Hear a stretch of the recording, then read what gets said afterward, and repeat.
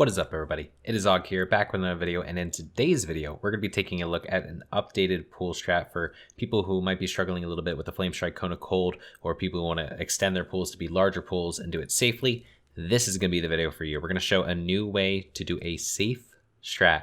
So kind of like the safe spot strat from SM, but for this time for ZG, and be able to kill up to 7 to 8 packs at once if you really want to. This is going to be amazing for boosting because the boosties also do not have to move from their original location and still get XP, which is really nice because anytime that you limit the amount of movement that they have to do, they appreciate it as well. So this should hopefully help you with all your ZG farms. Let's jump into it. All right, so we're going to get started here. Like always in ZG, hugging the right side, swimming down to the bottom, making sure that we avoid the mob on the left.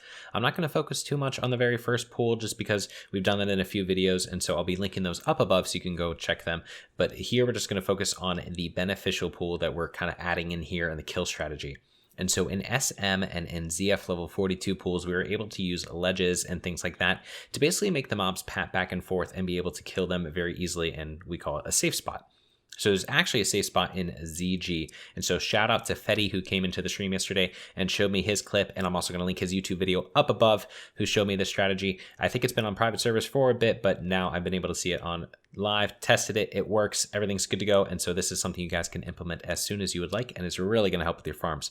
So shout out to him. Video is linked up above. Definitely go check that out as well.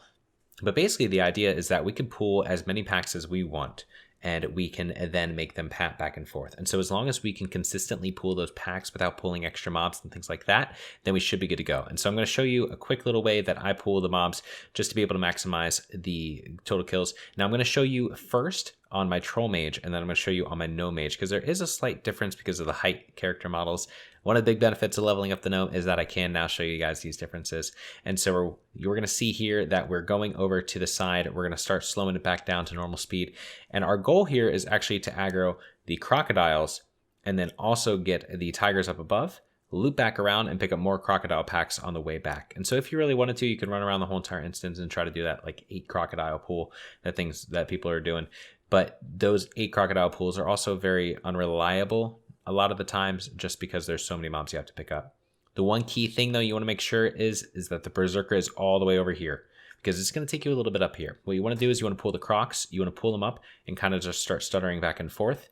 Now here with the tigers, in the last video that I had, we used a lip to block, but here we're actually not going to do that. We aggro them, run in a little bit, and then we're going to start kiting on the outside to try to get the mobs to catch up with each other.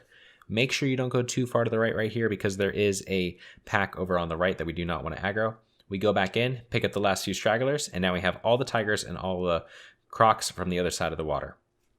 We're going to turn around here. We could jump off this way and go try to get those packs on the right, but we haven't killed the packs on the left side over here. And so what we're going to do is we're going to come to this spot right here, turn on slow fall, jump off, and try to get over to this side.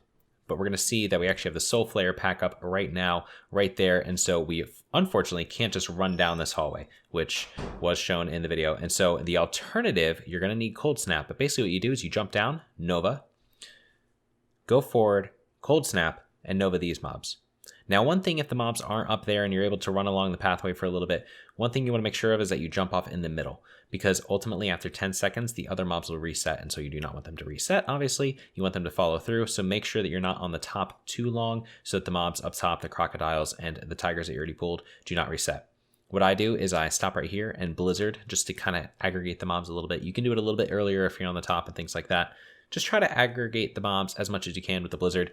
Get some spatial distance. You can see that they're all kind of aggregated pretty well. And then we head for this bridge. And the bridge is actually the spot that we're going to be focusing on. So on this bridge, there is basically this rope on the right side holding the bridge together, obviously.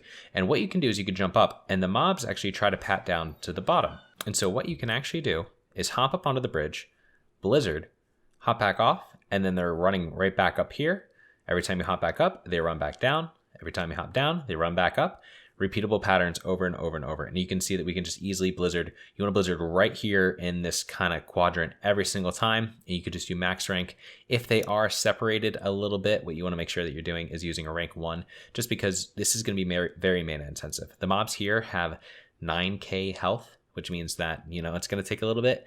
You also can probably only do one of these pools a run, just because you will need evocate unless you have some ungodly amount of clear casting procs or just a massive mana pool. Maybe if you're a gnome with full buffs, you can pull it off. But most of the time, you're going to need to evocate. So you can really only do this pull once. So what I recommend doing is find the optimal path for you to pull the most mobs that you can with this strategy, while going ahead and killing the rest with the normal strategy, either before or after this pull. So here we're jumping up and down. Another key thing to note is that when you go for the evocate, you want all the mobs to be down on the bottom. And so what you want to do is you want to have just blizzarded them with a rank 1 down here, just so that they're slowed, so it takes the longest time possible to get up to you, so you can get as many ticks of evocate. The last thing to mention is going to be the RP walk. So what I actually do is turn on RP walk. If you don't have RP walk and you jump a little too aggressively, there's actually a chance that you can jump over the side, and I did that with my first couple. But if you turn on RP walk, it's pretty easy just to step off to the right and then just to jump back right up onto the rope. As far as position goes, you want to be right here, right by this gap right here. You can see this gap right about halfway in the bridge, and you can be right here. This is going to be kind of the trough of the bridge, and this is where you're going to want to stand. Jump up onto this little spot right here, and you're good to go. When the mobs get low themselves, you can go ahead and get the kill on them.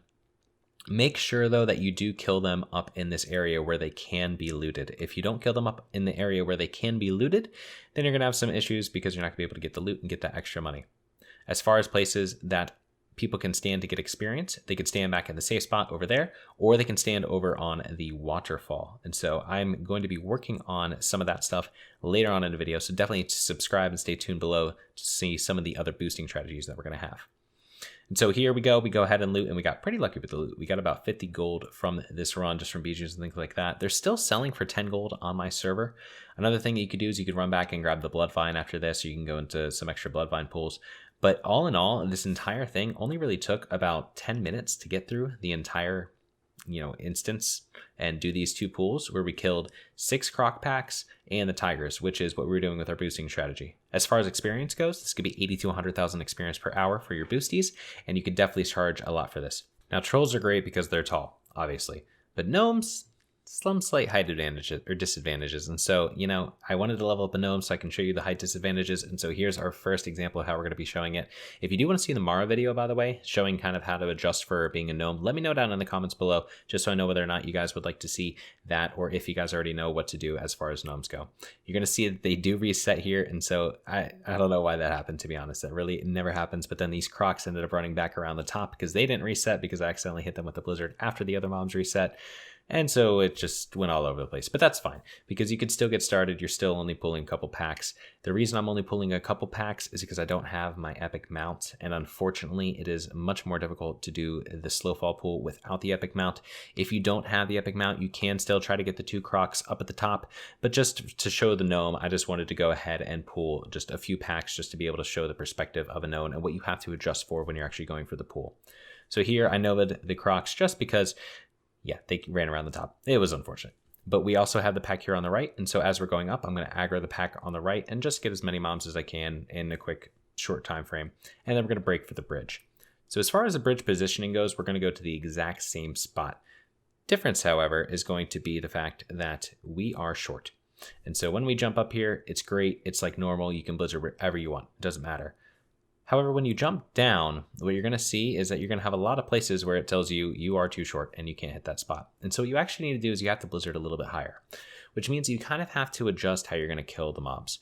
And so what I started to learn was that I wanted to just focus on 1 blizzard when on the top of the rope and 1 blizzard when on the bottom. And I also didn't want to let them get too far. And if they got too far, like this honestly is too far, once I started going later, I swapped over to rank 1 again and just started letting them get a bit higher. Reason being is that at the end of the day, you want to get as much damage per mana efficiency as possible. And if you're using max rank the entire time, it's great if you're a troll or somebody, or you have perfect positioning. And, maybe as you learn the pool more, you'll have better positioning and be able to do that. But when you're getting started, you're going to notice that a lot of mobs kind of just run through the blizzard because I'm letting them get way too far down where they're just out of range of it. And then by the time that I actually hit them, I've already gone through half the blizzard cast I need to stop. What you're actually going to see is that one of these mobs was just Usain Bolt running straight through every single one of my blizzards and things like that. And so he actually has 50% health pretty much when the rest of the mobs are very low. I also messed up and did not put on mage armor. Key thing to make sure that you do is as soon as you're on the bridge, put on mage armor. You shouldn't get hit anymore, which is nice. You do need ice armor leading up into it just to make sure that you don't die just randomly from crocs, because they do hurt. But once you're up on the bridge, make sure you swap over to mage armor. So here we're going back and forth. We fortunately get a clear casting proc, but we weren't too lucky on the gnome. We actually were much more lucky with clear casting procs on the troll, which I would have preferred it on the gnome because the gear is much worse, but that is all right. We're able to get it down at the end of the day. As far as the gear requirements that you're going to need for this, my gnome I think has around 6,500 mana. I'm also not the perfect regen spec for this at all, but you can definitely make this done with any kind of regen spec. I'll be touching on the exact spec that I used after this, the one that I think is probably most optimal.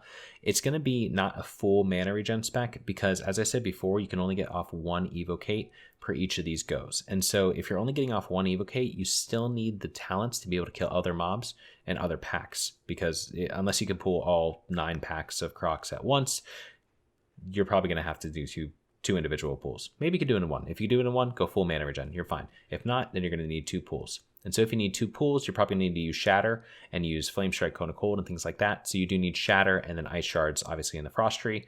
And so that will kind of limit the amount of talents that you can go through in the Arcane Tree to try to get those extra mana regen talents.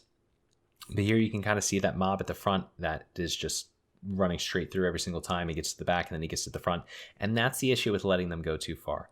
What I honestly prefer to do would be almost having them wrap around the top. You can see that when I blizzard up top, I pretty much wrap around, and so if I let them just get right to this pillar right here and then I jump back up or jump back down and then blizzard, we should be good to go. That should be enough time where I can keep them kind of in this quadrant the entire time. And so that's kind of what you want to aim for. Practice it a little bit. This is going to be a very, very helpful thing for anyone who's struggling with dying to the crocodiles, to the Cone of Cold. I know a lot of people have been commenting on the video, and sorry if I haven't got back to your response yet, but I know that a lot of people are having troubles with the Cone of Cold and how to be able to do that and strafing appropriately and not getting hit and randomly dying. And especially when you're boosting people, you don't want to be randomly dying. So this should hopefully help you guys out a lot with that. I'm going to skip ahead to pretty much the end here because we had to go back and forth. If you do have to go back and forth like this, just keep on doing rank 1. Rank 1 is very, very cheap, and you should have enough mana regen to be able to get this down. But eventually we go ahead and we're getting down the last mobs. At this point, we're just pretty much wanding them down. There's only a few left, and then we're just doing our last couple of blizzards, and we get down the mobs. Now, one thing I do want to mention here is that I end up killing this mob way down at the bottom. And so I mentioned that in the first part, do not do this.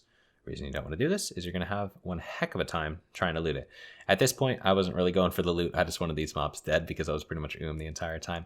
But if you do want to get the loot off the mobs, you're going to want to make sure that you keep them up on the actual grass part where you can easily get to. Because eventually, once I get this mob down, I end up falling into the water and almost die to fish. When there's only one mob left, if you want, Frostbolt is a much better resource to use on Blizzard. Go ahead, run up Nova, Frostbolt it a couple times. Like I said, you're probably going to have Ice Shards and Shatter, so you should be able just to burst it down real quick, finish it off, and then you can go and collect your loot. Here, however, is where I say you want to make sure that you kill them on the ledge, because as I try to go for that last mob way down there, I end up falling into the water. And then fish start swarming. There's a bunch of fish in the water, and they will do a lot of damage to you, especially if you don't have mana to put up barriers and things like that, because they pierce your armor, reducing your armor drastically. But you can see here that we were able to get to safety. And just to show my gear, just to kind of give you guys a perspective, you can really do this in any gear. I'm in basically everything bought off the auction house, except for maybe a couple pieces. I'm accidentally wearing my Nature Resist gear from running Mara and things like that. So you could do this in pretty much any gear. It's mainly about cooldown and mana resource maintenance. So last thing that I do want to go over is the Troll's gear that we use for the farm, just to show the difference between the Gnome and the Troll. Now the Gnome does have the int ratio, which obviously benefits him, but overall the Troll has better gear, which allows the Troll to have a little bit more mana overall. Now you do not need a ton of mana, as I said before. A great trinket to pick up when you're just getting started is Uther Strength, just for that extra 200 shield that comes on, and you can basically treat it like 20 stamina. It's probably going to proc during your run. But then once we jump into the talents, we can see that it's typically, our mana regen build. And so we're going to skip Improve Frostbolt, we're going to skip Frostbite, and we're going to skip Winter's Chill. Now, one modification you could make is you could put 2 points into Elemental Precision and 1 point into Improve Frostbolt, and that's what I do for my solo farm video. Reason being is that you should hit the hit cap with Elemental Precision anyways, and so you probably don't need it. I just go ahead and throw it in 3 out of 3 in here as well, just so I can go farm other things, or if I wanted to do, another farm or bosses or things like that, you can go ahead and have that. You then jump into the Arcane Tree. Like I said before, we can't get all the way down to Arcane Meditation, which would be an amazing talent for this farm. But I do go ahead and pick up 3 out of 3 improved Arcane Explosion, because I'm not going to be really resisting anything as we go, maybe occasionally. but there's not going to be much to resist. And so what we're going to be doing is getting improved arcane explosion so that we can go ahead and have an extra damage if we get mobs down low and we just want to go for that arcane explosion. And so you can also go ahead and throw those 3 points into improved frostbolt if you prefer that. Just make sure you don't throw it into frostbite. All right, everyone, that wraps up today's video. I hope you all enjoyed it, and if you did, please subscribe and leave a like and a comment below to let me know so. And if you guys have any other ideas for any other videos, please let me know in the comments below. Also check out the description for the Twitch where I do all this live, and also for my Twitter and Discord where you guys can be notified of any future updates and when I'm going to go live on stream. So I'll see you guys in the next video.